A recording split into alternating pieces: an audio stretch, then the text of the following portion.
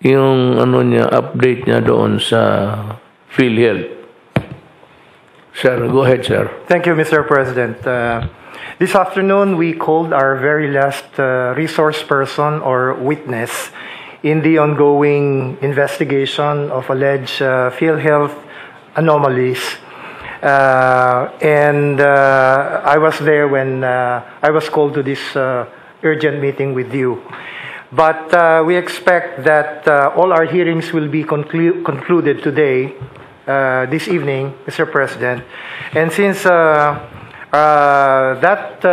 particular resource person or witness is our last one, then starting tonight and the rest of the week, we will be consolidating and analyzing all the information and evidence that we have gathered through 7 hearings conducted by the task force since we formed it upon your instructions. So by September 14, Mr. President, that's on Monday, we should be able to submit to you our report and our recommendations, including the possible filing of administrative and/or criminal cases against persons in PhilHealth who we shall find to be probably responsible for certain anomalies or irregularities. Meantime, Mr. President, the various composite teams that the task force created comprised or composed of representatives from the NBI, the AMLC, the PACC, and some other agencies which form part of the task force, will continue, Mr. President, with building up the cases. Because what we did during our hearings was basically to get a bird's eye view, an overview of the problems obtaining at PhilHealth. But the matter of building up actual cases will probably require more time because we've got to gather the actual evidence, procure the necessary witnesses to support the complaints. So we're hoping that we'll be able to file a few of these cases before we submit our report to you, or maybe even after. We'll just recommend in our report to you the filing of these cases. But the actual filing may happen, Mr. President, after the submission of the report, because of this need to make sure that any complaint that we are going to file will be backed up by competent evidence. So that's what our composite teams are doing right now. And even after the submission of our report to you, Mr. President, even after the term of the task force is finished, we intend to continue this investigation being conducted by composite teams, not just by the COA or not just by the NBI or not just by the PACC, but a joint effort of all of these agencies, focused and coordinated, so that a proper build-up of cases can be done.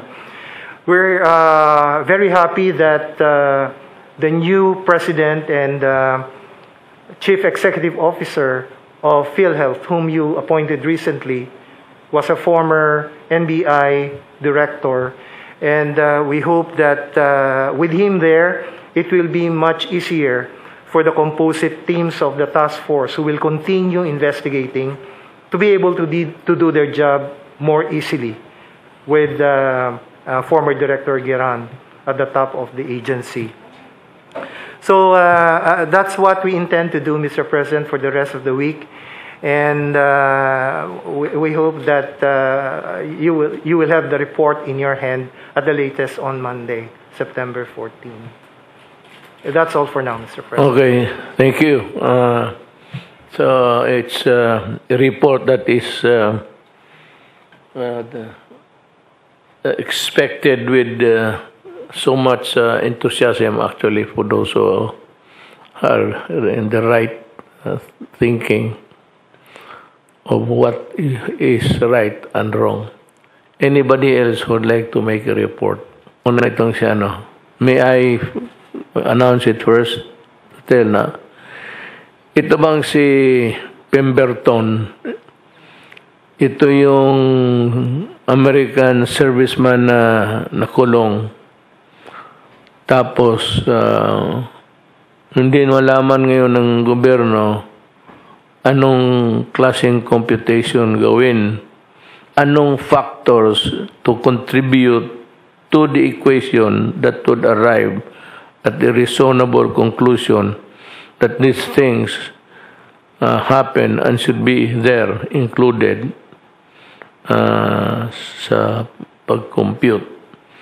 Alam mo,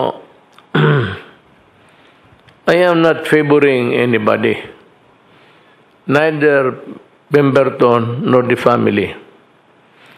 Pero alam mo, itong gobyerno may konting dapa.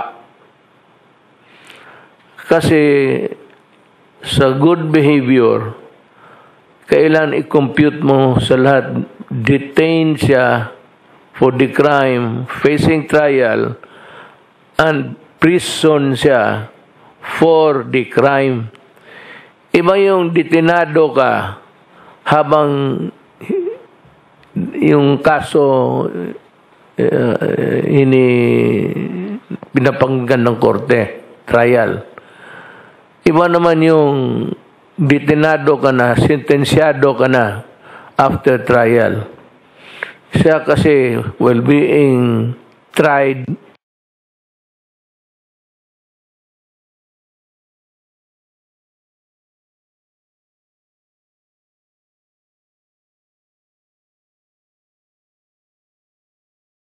about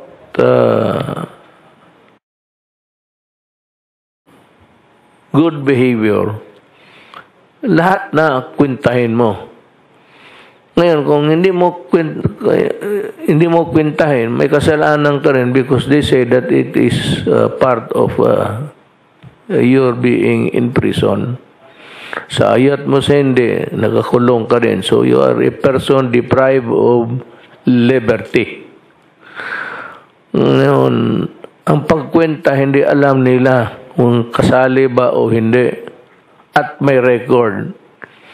Walang record kasi yung lugar, alin doon na nagdetenado si Pemberton, sa Marines, sa garrison. Ang Marines never kept a record of hindi trabaho ng Marines yan na magbantay kasi hindi yan sila BJMP o taga Muntinlupa. BJMP noong hinihir pa yung kaso. Muntinlupa, yung sa loob na taga Muntinlupa, iba yan. Tandaan ninyo ito ha. Yung detenado ka pa lang, hinihir yung kaso mo, BJMP ka. Hindi ka makakulong sa Muntinlupa. Ngayon, kung matapos na ang kaso, sentensyado ka, bibitawan ka na ng BGMP, ibigay ka na doon sa mga Muntinlupa personnel. Yung ngayon, yung kaso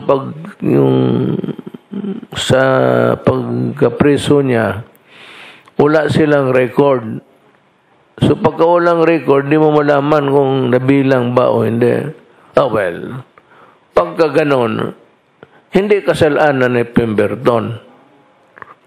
He is not required to keep his record of his own and characterize his behavior there inside while in prison, detenado for the hearing.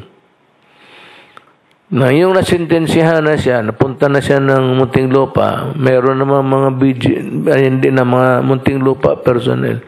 Doon nababantayan na sila. Ngayon, ikakwenta pa ba yung Ang problema nito ganito. Sino magsabi ngayon na noong detenado siya, nagkakalat siya sa loob, sumisigaw siya, o sinisira niya, destroys things? Wala Kasi walang listahan. Wala namang nakalagay doon because wala talaga.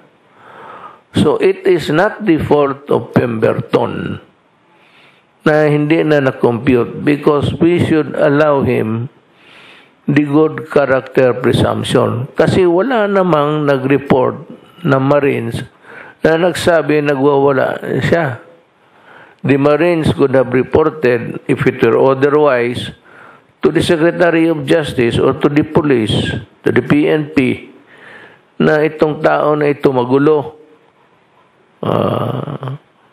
Parang lasing, araw-araw, nagsisigaw. Ganun.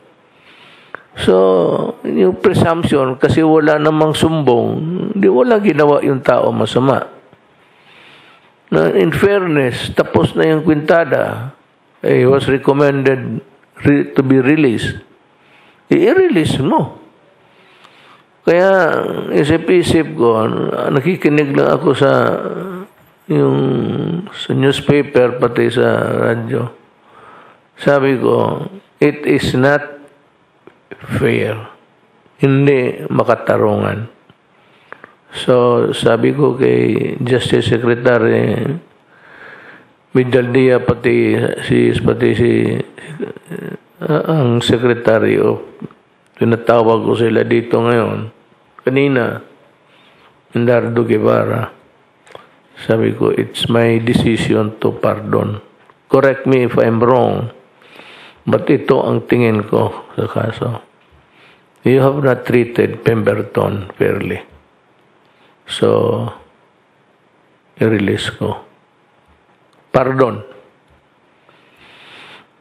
Pardon, walang maka-question yan. It's, wala talaga. It cannot be questioned anywhere.